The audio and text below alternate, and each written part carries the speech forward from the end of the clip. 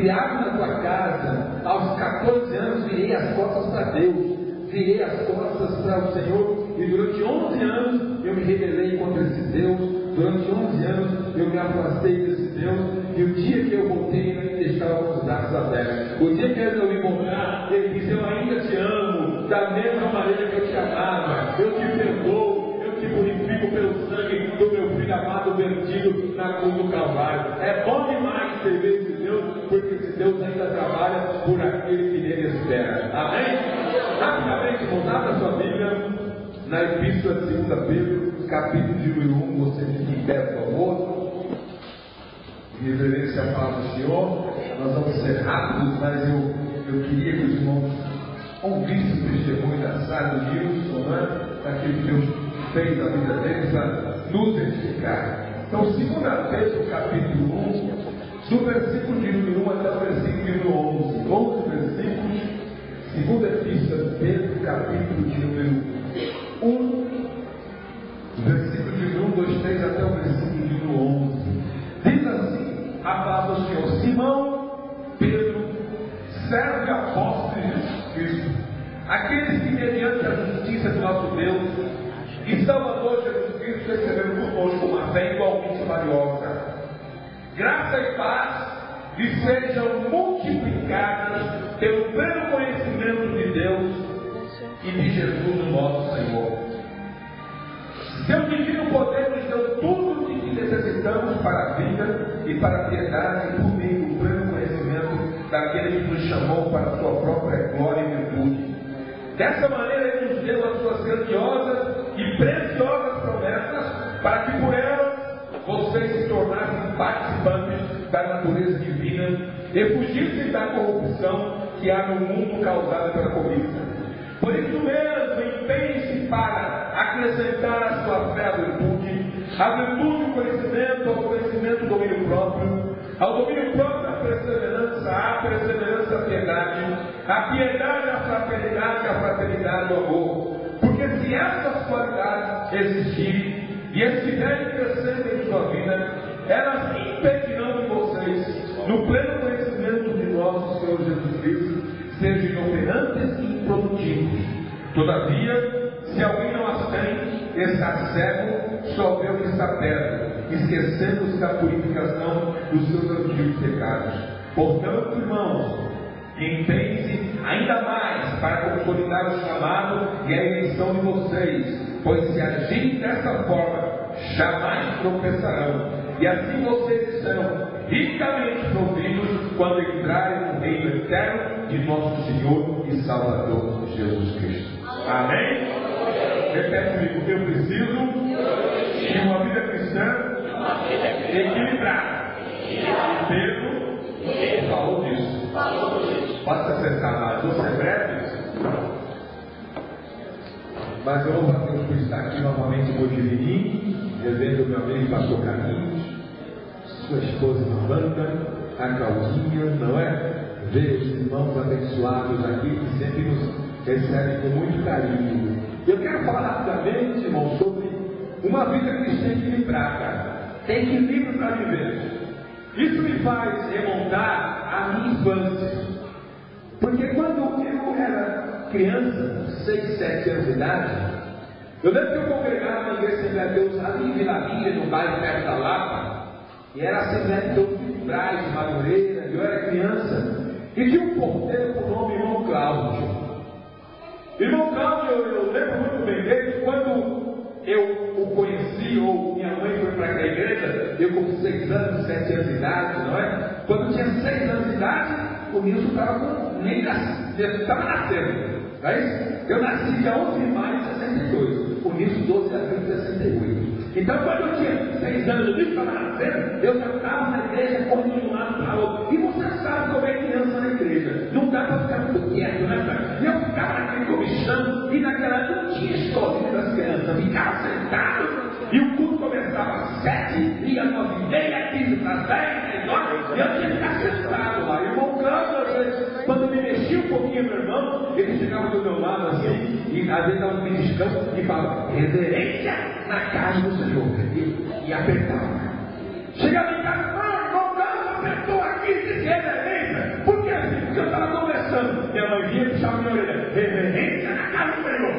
fui crescendo assim. Irmão Carlos, na época, tinha uns 40 anos de idade. Eu tinha os meus 6 anos de idade. Eu olhava para o irmão Carlos e dizia: esse irmão está velho, 40 anos de idade, né? Nossa, quando tiver 40 anos, você é muito velho, eu vou ser muito acabado. Eu nem sei para esse vídeo, eu tiver 40 anos, eu estou 48, né? E esse é demais. E saí daquela igreja, eu fui congregar em Perus, e às vezes passava em frente àquela igreja. Quem eu via na portaria? Meu irmão Cláudio. Passava uns anos que eu via na portaria, irmão Cláudio. É que eu não saio da portaria. É que eu não saio da portaria. Irmãos, depois aproximadamente 30 anos, com 30 anos de idade, eu fui convidado a pregar essa igreja. Depois de 30 anos, irmão Cláudio tinha 40, agora eu estou em 70. E está até encadeado. E quando eu estaciono o carro, eu olho para a portaria, eis que na portaria está o irmão Cláudio. Eu pensei, agora eu desconto, né? Quando eu olho para ele, você é filha da Regina, sua filha, ele me abraça, que bom te ver, você está vivo, presente Senhor, e você está assim, assim, assim, assim. Então, diz para mim naquele momento, dá uma olhada no altar. E quando Deus faz o meu olhar em direção ao altar, ao culto, Deus diz assim: muitos homens passaram nesse lugar, subiram naquele culto, pregaram, falaram e não viveram uma vida equilibrada. Hoje estão caídos. Muitos entraram aqui, fizeram estardalhaço como cometa e hoje estão caídos. Mas esse que você está abraçando passou prova, mas não desistiu. Passou dificuldade, mas não desistiu. Passou enfermidade, não desistiu. Sepultou o filho e não desistiu. Já sepultou a esposa e não desistiu. E Deus diz para ele, para o meu coração, sabe o segredo dele? O segredo dele é viver uma vida equilibrada na minha presença. Ele acredita no meu poder, ele acredita na minha graça, ele acredita na minha misericórdia. E sabe que eu ainda sou Deus na vida dele. Uma vida equilibrada. Esse é o segredo de viver bem na nação. É de equilíbrio. E quando Pedro, irmãos, escreve a sua segunda carta, a primeira carta ele fala sobre esse tipo. A segunda carta, ele vai falar sobre o equilíbrio da vida de um crente. Porque nós temos que entender que tem coisas que Deus já te deu. Repete comigo, tem coisas que Deus já me deu. Se me deu, é meu. Não tem que pedir mais. Não tem que pedir mais. Quando nós entendemos Pedro, no final da vida dele, Pedro sofre um martírio, aproximadamente no ano 68 da era cristã. Pedro é um dos últimos mártires, é o penúltimo apóstolo a morrer, porque o último é João Evangelista, já na equipa, com quase 100 anos de idade, quando o Papa foi mensagem para Policarpo. Então Pedro é um dos últimos homens de Deus a morrer. Pedro, no alto da sua velhice, da sua experiência, da sua larga experiência de andar com Deus, ele escreve uma carta dizendo: o crente para vencer tem que ter equilíbrio. O crente tem que vencer, tem que caminhar devagarzinho, mas sempre chega lá. Devagarzinho, mas sempre chega lá. Eu já comentei com os irmãos sobre Abraão Lincoln, não é? Abraão Lincoln, irmãos, quem olhava ele andando, ele andava assim, ó, devagarzinho. O presidente americano Abraão Lincoln andava devagarzinho. E as pessoas falam: mas o senhor anda muito devagar, não é, presidente? Eu ando devagar, mas eu não paro e sempre alcanço os meus objetivos. Não adianta muitas vezes correr e morrer no meio do caminho. Você tem que ir naquela batida. Deus, eu não desisto do Senhor. Eu vou ter uma vida equilibrada. Deus, eu estou desempregado, mas eu não vou desistir do Senhor. Deus é uma enfermidade, Deus é um problema, mas eu não vou desistir do Senhor, porque o Senhor é que me salvou, me resgatou e me deu vida, e vida em abundância.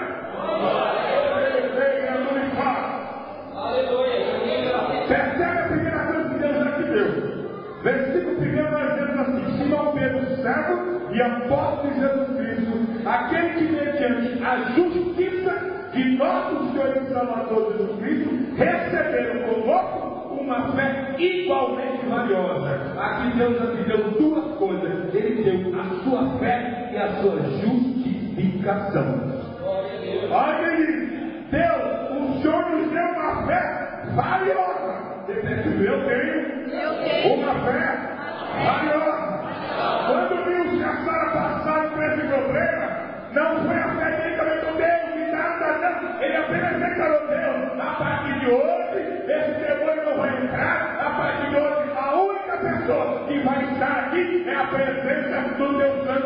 marido, ele usou a fé que Deus já tinha dado, ele usou a fé que Deus já tinha dado. Quando Caim orou pela irmã, ele usou a fé que Deus já tinha dado. Igreja, Deus te deu uma fé valiosa, te deu uma fé preciosa, então pode declarar através da tua fé que o milagre vai chegar na tua vida, o milagre vai chegar e Deus vai te dar vitória. Aleluia! Eu tenho uma fé valiosa.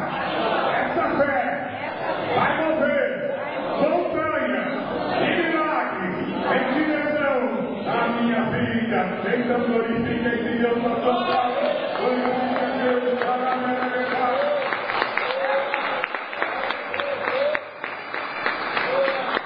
Aleluia. Mais uma coisa que Deus deu, fé e educação.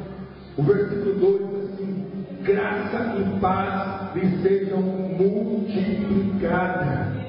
Irmão, Deus te deu graça. E graça, o termo já diz, é de graça. Você normalmente, em algum episódio da sua vida, em um momento difícil, você pode ter orado assim: Deus, me dá graça para suportar esse problema. Deus, me dá mais graça para vencer essa dificuldade. Deus, eu não aguento mais. Deus, eu não aguento mais. Deus, eu não aguento mais. Irmãos, como Paulo, sem Cristo na carne, o mensageiro do diabo que profetizaram, ele disse 3 vezes orou ao Senhor. 3 vezes Deus, faça-me esse negócio. 5ª vez Deus, faça-me esse negócio. 3ª vez Deus, tira esse trem da minha vida, porque eu não aguento mais. Deus trata na minha vida. Paulo, a minha graça te basta. Paulo, a minha graça te basta, porque o meu poder se aperfeiçoou na tua fraqueza. Deus não me fez, eu vou dar mais um pouquinho de graça. Deus não me trabalha, eu vou dar mais um pouquinho de força. Deus disse isso para Paulo: Paulo, a minha graça te basta, aquilo que eu te dei basta para você vencer dificuldade. Igreja, você tem o que o mundo não tem. Irmão, você tem o que o mundo não tem. A graça de nosso Senhor e Salvador Jesus Cristo, e ela somente basta. A graça de Deus basta para que eu viva em vitória neste mundo. Você me deu a graça. Ele não deu a graça. Ele não deu 99% de graça. Ele deu a graça dele. Isso eu te dou minha graça. Isso eu te dou minha paz. Irmão, sabe o que Deus faz quando nos dá paz? Jesus Cristo na cruz do Calvário vai nos reconciliar com Deus. Nós vivíamos afastados de Deus em função do nosso pecado. Não vimos justo sequer. Irmãos, no Antigo Testamento, a simbologia do deserto, a simbologia do tabernáculo, quando era a oferta do sacerdote, a oferta do sacrifício, aquilo apenas cobriu o pecado, apenas cobriu o pecado. Sabe o que é cobrir o pecado? É jogar um tapete por cima da sujeira, é jogar um tapete por cima da sujeira. E sabe o que acontece? Em um determinado momento o diabo vem, levanta aquele tapete e a sujeira toda na tua vida aparece. É por isso que quando Jesus Cristo aparece